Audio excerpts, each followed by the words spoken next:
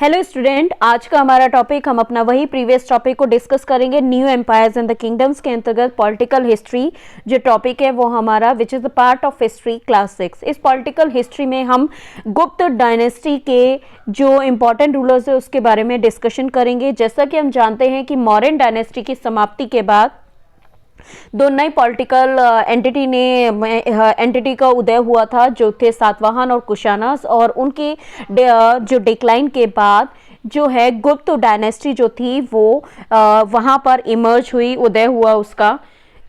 और ये जो गुप्त डायनेस्टी है ये इन्होंने मगध पर अपना शासन स्थापित किया। इस प्रकार से मौर्यन डायनेस्टी के बाद मगध जो है दोबारा से गुप्त वंश के अंतर्गत दोबारा से ज़्यादा महत्वपूर्ण बन गया। तो आइए अब हम बात करते हैं उन्हीं गुप्त डायनेस्टी के कुछ इंपॉर्टेंट रूलर के बारे में। ये जो पिक दी गई है चंद्रगुप्त फर्स्ट की दी गई है। चंद्रगुप्त फर्स्ट जो कि इस गुप्त डायनेस्टी के सबसे मोस्ट इंपॉर्टेंट कह लीजिए या फर्स्ट इंपॉर्टेंट रूलर हैं, जो कि फाउंडर ऑफ दिस डायनेस्टी भी के नाम से भी जाने जाते हैं। ये जो पिक दी गई है जो कि उस समय के जो कॉइन्स चंद्रगुप्त फर्स्ट के शासनकाल के दौरान में जारी किए गए थे, ये उसकी पिक दी गई है।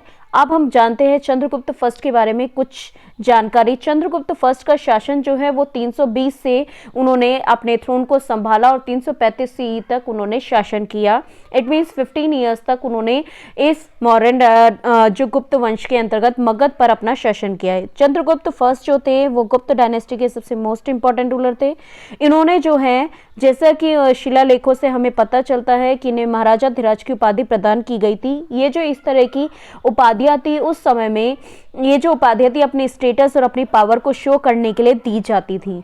चंद्रगुप्त फर्स्ट ने जो है पाटलिपुत्र से अपना शासन शुरुआत की और इसके पश्चात उन्होंने कुमार देवी के से शादी की जो कि लिच्छवी ट्राइब की एक राजकुमारी थी। और इसी के साथ ही इन्होंने बिहार और उत्तर प्रदेश जो कि मगध से प्रयाग तक का हिस्सा है उस पर अपना नियंत्रण हासिल कर लिया और इस तरह से उन्होंने अपने साम्राज्य को जो है वो एक्सटेंड किया। अब उनके बाद जो नेक्स्ट इंपॉर्टेंट रूलर हैं जो कि समुद्रगुप्त है, जिन्होंने 335 सी से 375 सी तक शासन किया। समुद्रगुप्त जो है वो चंद्रगुप्त फर्स्ट के बेटे हैं और ये जो इलाहाबाद पिलर इंस्क्रिप्शन है, इसी इंस्क्रिप्शन से, इसी शिलालेख से हमें जो है क्या कहते हैं समुद्रगुप्त के बारे में काफ़ी सारी जानकारी मिलती है। कुछ इंपॉर्टेंट जानकारी जो मिलती है वो हम यहाँ पर डिस्कस करते हैं। समुद्रगुप्त फर्स्ट जो थे वो चंद्रगुप्त फर्स्ट के बेटे थे। इलाहाबाद पिलर इंस्क्रिप्शन जिसे कि प्रयाग प्रशस्ति के नाम से जाना जाता है, ये जो प्रयाग प्रशस्ति है इसे उनके समुद्रगुप्त के दरबारी कवि जो थे जिनका नाम हरिसेन था, उनके द्वारा जो है लिखा गया था। प्रशस्ति जो होती हैं वो ज़्यादातर क्या होती हैं, मेनली राजा की प्रशंसा में लिखी गई कुछ लाइनें या कविताओं को प्रशस्ति कहा जाता था, जो कि उस समय के दरबार कवि अपने राजा की प्रशंसा में लिखा करते थे। तो इसी तरीके से समुद्रगुप्त के दरबारी कवि हरिसेन ने ये प्रयाग प्रशस्ति लिखी थी, जिसे कि इलाहाबाद में एक पिलर पर अंकित किया गया था, इसलिए इसे इलाहाबाद पिलर इंस्क्रिप्शन भी कहा जाता है, जो कि हर समुद्रगुप्त की विजयों का एक बहुत बड़ा सोर्स है। प्रशस्ति जो है ये हमें ये बताती है, ये जो प्रशस्ति है इससे हमें काफ़ी सारी जानकारी मिलती है, खासतौर से समुद्रगुप्त के विजयों के बारे में। ये माना जाता है कि समुद्रगुप्त ने आर्यव्रत के 9 राजाओं को हराया था और दक्षिण पथ यानी डेक्कन और साउथ इंडिया का जो एरिया है वहाँ पर 12 राजाओं को उन्होंने हराकर अपने राज्य में शामिल कर लिया था। और इस प्रकार से काफ़ी सारे गण संघ जो कि नॉर्थ वेस्ट में थे, असम में थे, बंगाल में थे, नेपाल में थे, वहाँ सभी पर समुद्रगुप्त की विजय का पताका फहरा रहा था। यहाँ पर इसके अलावा समुद्रगुप्त जो थे वो कला और संगीत के काफ़ी बड़े प्रशंसक थे और इस चीज़ को हमेशा ही वो प्रमोट करते थे।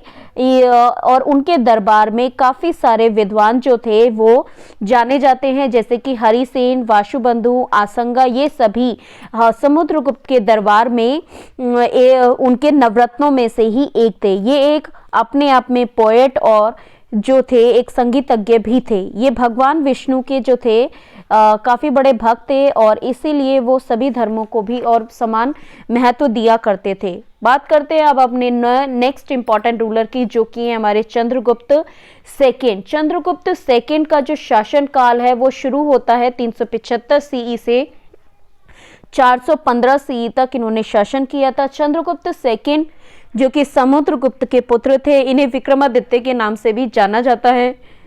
इन्होंने शक्य वंश के राजाओं को, शक्यों को हराया था और उनसे जो है, और इसके अलावा ब्रोच, कैम्बे और सोपारा जैसे बंदरगाहों को अपने नियंत्रण में ले लिया था। इन्होंने अपनी पावर्स दिखाकर डेक्कन और उसके साउथ के जो काफ़ी सारे राज्य थे उनके साथ मैत्रीपूर्ण रिलेशन बना लिए थे। चंद्रगुप्त सेकेंड जो थे वो कला और साहित्य के काफ़ी प्रशंसक थे और इसी वजह से उनके दरबार में नवरत्न यानी कि 9 अलग अलग कलाओं में माहिर व्यक्ति जो थे वो उनके उसमें थे, दरबार में रहा करते थे, और जिसमें कि सबसे मोस्ट फेमस है पोएट कालिदास उनमें से एक थे।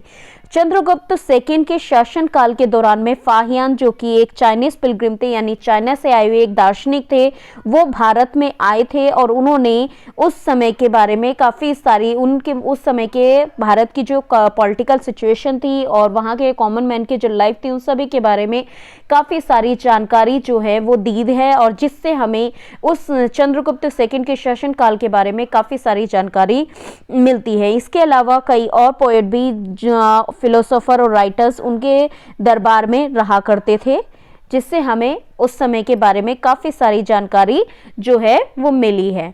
अब इम्पॉर्टेंट रूलर्स जो गुप्त डायनेस्टी के थे वो तो हमने चर्चा कर ली। अब लेटर गुप्तास जो चंद्रगुप्त सेकेंड के बाद के जो राजा थे वो लेटर गुप्तास के नाम से जाने जाते थे, जो कि ज़्यादा इसमें कुमार गुप्त और स्कंद गुप्त जो थे वो काफ़ी पावरफुल गुप्ता रूलर थे। और स्कंद गुप्त के शासन काल में जो राज्य पर हुन और एक नोमैडिक ट्राइब थी सेंट्रल एशिया की, उसका आक्रमण लगातार बढ़ रहा था, जिसके कारण यहाँ पर क्या हुआ कि ये जो डायनेस्टी था इसका अंत जो है वो धीरे धीरे उनका आक्रमण बढ़ता गया, और जिसके कारण ये डायनेस्टी जो थी वो अंत के कगार पर आ गई और स्कंदगुप्त के बाद जो है इस वंश के समाप्त हो गया। अब हम यहाँ पर हमने गुप्त वंश के बारे में, एडमिनिस्ट्रेशन सिस्टम के बारे में अपनी प्रीवियस वीडियो में डिस्कस किया है, और इसके बाद हमने यहाँ पर इंपॉर्टेंट रूलर्स के बारे में भी जानकारी हासिल की। यहाँ पर अब हम बात करते हैं गुप्त वंश के योगदान के बारे में कि उस समय में क्या क्या चीज़ें जो थी वो डेवलप हुई, उसके बारे में आइए अब हम चर्चा करते हैं। लेगेसी ऑफ द गुप्तास कि सबसे पहले गुप्त पीरियड को जो था golden age of Indian history के नाम से जाना जाता है। भारतीय इतिहास में एक स्वर्णिम युग के नाम से जाना जाता है इसको, गुप्त पीरियड को। इस एज के दौरान में कला और शिक्षा काफ़ी ज़्यादा विकसित हुई, कई सारी खोजें भी हुई साइंस के क्षेत्र में, और आर्यभट्ट और वारामिहिर जैसे महान जो गणितज्ञ थे वो इसी युग में थे, इसी गुप्त पीरियड के टाइम के ही ये जो मैथमेटिशियन है जिन्होंने गणित के क्षेत्र में काफ़ी अतुलनीय योगदान जो है वो दिया है। और जैसे कि हम जानते हैं कि आर्यभट्ट जिन्होंने हमें ज़ीरो दिया, वो भी उनका एक महत्वपूर्ण योगदान माना जाता है, जो कि इसी गुप्त एज के टाइम पीरियड को जाता है, जिसका श्रेय गुप्त पीरियड जो है जिसके अंतर्गत एस्ट्रोनॉमी के क्षेत्र में भी काफ़ी ज़्यादा जो है वृद्धि हुई। एस्ट्रोनॉमर्स और फिलोसोफर ने इसी समय में यानी गुप्त पीरियड के टाइम में ही ये थ्योरी प्रपोज की थी, ये बताया था कि हमारी जो अर्थ है वो चपटी नहीं है बल्कि क्या है, गोल है। और इसी के साथ ही जो मेडिसिन के क्षेत्र में भी काफ़ी अतुलनीय जो है काफ़ी एडवांसमेंट देखने को मिली है। ये देखा गया है कि डॉक्टर्स उस समय में ऑपरेशंस किया करते थे at that time of Gupta period. अपनी प्रीवियस वीडियो में, अपनी नेक्स्ट वीडियो में हम जो बात करेंगे वो पोस्ट गुप्ता पीरियड के बाद के बारे में के बाद कौन से राज्य जो थे वो ज़्यादा पावरफुल बने, उसके बारे में चर्चा करेंगे। Till then stay happy and keep learning and thank you for watching my YouTube channel we do it.